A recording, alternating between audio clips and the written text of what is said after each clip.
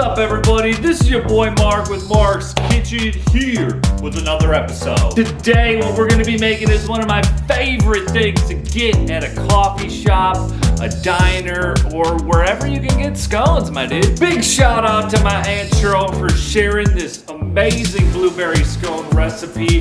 Thank you so much. It is in the description below if you want to try it out for yourself. Dude, Mark, I'm allergic to blueberries, so if you could you like substitute that for me, dude? Cinnamon, apples, peaches, shout out to my boy Hobo Johnson. And you know, anything that you've got in your fridge, just throw them right in these scones. It'll be right there, alright? Enough talking, dude. Let's make some scones. To get you started, you want to pour 2 3/4 cups of all-purpose flour into the bowl. Didn't get a shot of it, but you know, it's in there, dude. Then we're gonna add 1/3 cup of sugar, 1 tablespoon baking powder, 1/2 teaspoon baking soda, and stir it up. Now we're gonna do something a little weird. We're gonna grate 1/2 cup of cold butter with a cheese grater to make pea-sized clumps and mix it within your dry ingredients. Then for your wet ingredients, you're gonna want 1 tablespoon vanilla extract and 1 cup of buttermilk. Whisk that together and slowly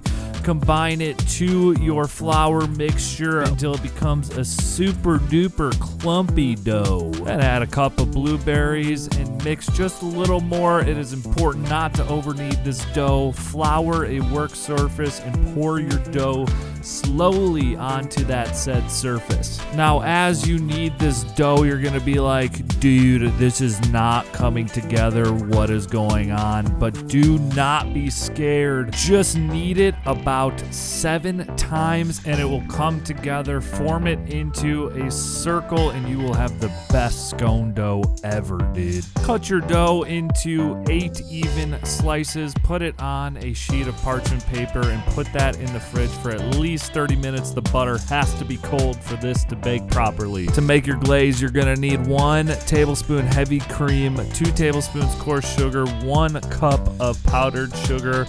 A little more won't hurt anyone. You need 1 tablespoon of milk and 1 teaspoon vanilla. Whisk it up and put it aside. Take your scones out of the fridge, brush them with a little bit of milk and sprinkle with a little salt and sugar. Put them in a 400-degree oven for about 15 or 20 minutes until the tops are nice and golden brown, and give them a pat for good luck. Take them out of the oven and congratulate yourself for what you did. You made some scones. Put them on a wire rack and glaze them immediately. And don't be shy, add as much glaze as you'd like. Oh yeah.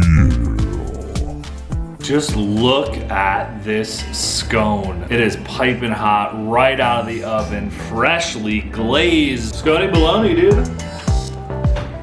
I mean, I cannot tell you how good and fresh and warm these are. These would go perfect with a nice cup of coffee. These are literally the easiest thing to bake. They don't take a lot of ingredients and the outcome is just a tasty, flaky pastry. Thanks again for tuning in to Mark's Kitchen. You already know what they say. If you can do it at Mark's Kitchen, you can do it in your kitchen. Peace.